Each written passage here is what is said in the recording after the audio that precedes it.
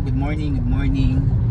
Meron tayong release today. So pupunta tayo ng showroom para i-check yung 2019 na MG RX-5.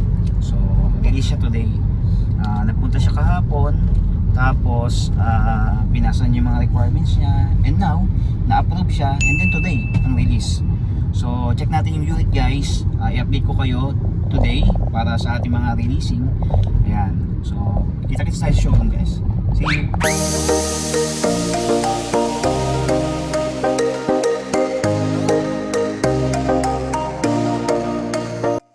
So okay, nandito na tayo sa showroom. Ngayon i-check natin yung 2019 MG RX-5. Today siya release. So tara, samahan nyo ako, double check natin siya. So ito guys, good morning. So ito yung 2019 na MG RX-5 na today release natin. So ngayon, i-double check natin yung mga fluids, yung brake, tapos yung mga ilaw, and then i-check naman yung mga documents, i-double check din natin. So siyempre, our top priority ay yung safety ng ating mga clients. So i-double check natin yan bago natin surrender sa kanila. So paano? Update natin kayo mamaya. Sabi nito.